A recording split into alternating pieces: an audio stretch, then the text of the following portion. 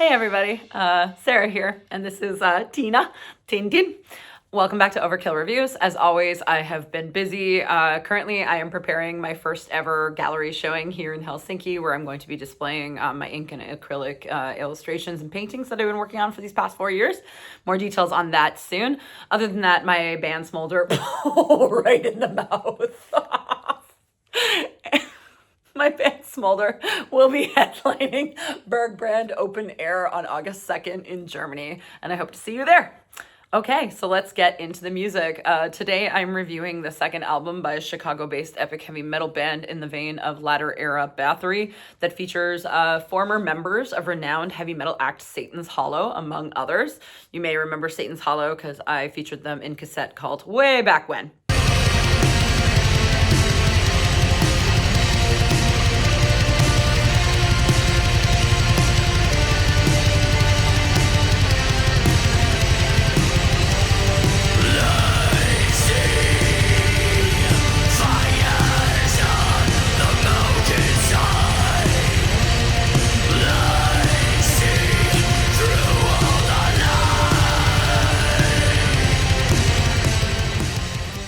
All right, that snippet was the apex of the track Fires on the Mountainside by FER DE Lance. The track opens their second album, which is also called Fires on the Mountainside. The album was released on June 27th via Cruz Del Sur Music. And before we jump into the review, let's begin with the bio.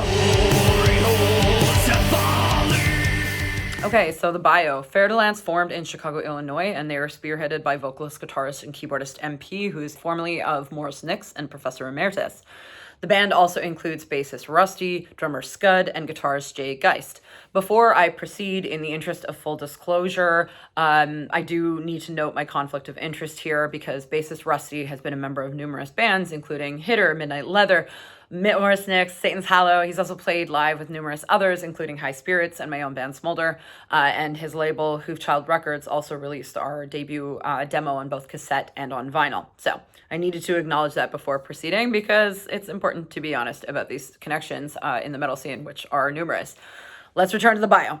FER DE Lance first released their Colossus EP in 2020, and their debut was 2022's The Hyperborean, and both the EP and the debut were acclaimed in underground circles, but received very little broader fanfare. On their second record, are they going to become more known? Let's find out. Okay, so point one, we're going to talk about Grandiosity. So to kick things off, I want to talk about the musical approach of FER DE Lance and how grandiose it sounds. The band merges approaches from epic metal, black metal, and folk metal with sonic similarities to latter-era Bathory, think Blood on Ice, Doomsword, Atlantean Kodex, and Arab Altar, think By Honor. So, from a clinical perspective, this means that the band favors slow to mid-paced, long-form, emotionally dynamic songwriting with layered chanting backing vocals and raspy, although predominantly clean, soaring vocals. The guitar effects and the backing keyboards absolutely lend the music with a sense of grandiosity and power. Additionally, many of the tracks start with very naturalistic samples, including, thunder, rain, the crashing of waves, the cawing of ravens, and the like, which really grounds them in the natural world, which is a pretty common factor amongst epic heavy metal bands. So now that you understand this context, let's listen to more of the music. This next clip is a longer clip. It is the apex of the song Children of the Sky and Sea, and this clip starts out slow and pretty, then transforms into huge and battering.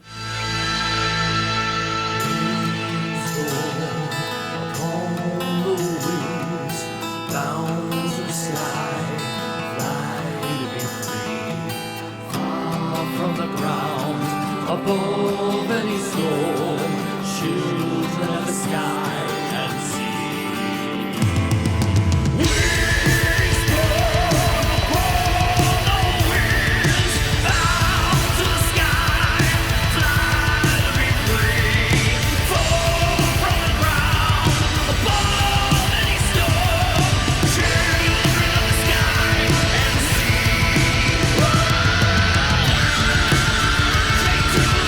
Forever rising to fall. Yes.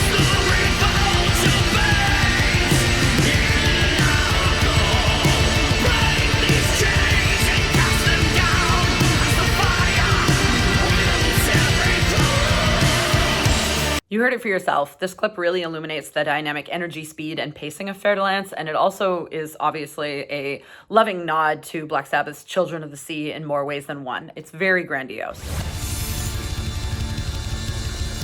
You will get a really good sense of Fer de Lance's approach on this record by listening to the final track, which is called Tempest Steel. The band really seemed to focus on this record on increasing the multi-layered denseness of their sound overall, and this really fits their sound and helped elevate their approach altogether.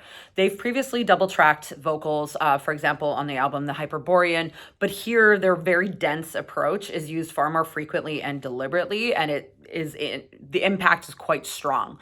So, for example, the guitars are more heavily layered. There's more backing, kind of backing core parts all throughout the record.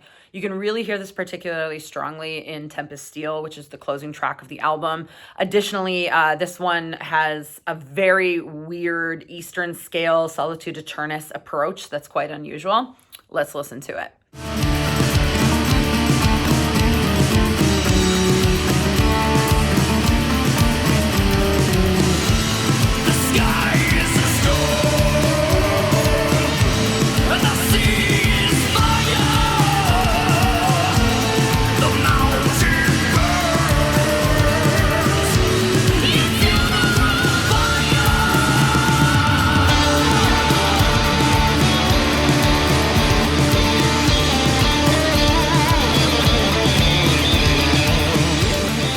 This is interesting, right? It's really, in this track in particular, it's actually quite busy, but altogether on the whole record, I like the focus on denseness and layered and dynamics. I think that they made a lot of interesting choices, and I appreciate them. But there is one interesting choice that they made that I don't appreciate. So let's go to point 3. Okay, so point 3, and the thing that I don't know if it's positive or negative, but I do think it's relevant to bring up and I want to discuss. The main complaint that I have with this record is the tracklist organization. I think that opening your album with by far your longest track is generally a weird move. And in this case, Fer de Lance opened the album with the epic title track, which is a 13-minute long song, and it was also the debut single from this album. Now, my problem is not with the song itself, which I personally think is a fantastic song. However, an integral part of your album is the organization of the track listing and the framing. So on that note, I just kind of want to zoom out a little bit so we can talk about this, because when we talk about music discovery, the way that happens is a lot of people are going to go to whatever streaming service that they use, and they're going to play either, your biggest hits according to the numbers, or they're going to press play on the opening track from your record. And in this case, opening your album with a 13-minute long song is a disservice to your band, because there's a lot to take in, particularly when a song takes several minutes to build up, which this song does. Anyone who isn't already invested in your band has no reason to be invested at this point, because attention spans are short, which means you could be turning off a lot of potential fans. Particularly when your band is relatively unknown, this makes the barrier for entry into your music quite high. So overall, I think this was a bad choice for Fer de Lance. I personally would have rejigged the song organization so that possibly the track Ravens Fly was the first song. However, I do want to acknowledge that this approach is common in epic heavy metal, and it's not without precedent. So if you look at a band like Atlantean Kodex, they do the same thing. Little instrumental track leading into a huge track. And even Fer de Lance did this with the Hyperborean, which had Aurora Borealis opening the record, which then led into the Mariner. And I think in this case, perhaps the title track here even started as 2 songs, and then they just decided to merge it into one. But I'm just hypothesizing at this point. Overall, this felt like an odd choice, and it also ultimately was a gamble. And having a 13-minute single is definitely a gamble, especially when you compare that single to the single from their debut, which was Ad Bestias, which is to this day in Fer de Lance's best song, like without a doubt. It is an absolutely gigantic riff monster. So yeah, I don't think that the track listing or the song organization on this record was to their benefit, even though all the songs are great. Without a doubt, I really like this record. It feels great to hear musicians that you've been following for almost 2 decades collectively put out their most consistently strong and overall best album yet with Fires on the Mountainside. I sincerely think that Fer de Lance deserves far more attention than what they received with their previous record. Even though the track listing criticism, I think it's a personal preference thing. It might help them, it might not, but Despite that, it's a fantastic record and the song itself is fantastic. So it's just a choice that they made.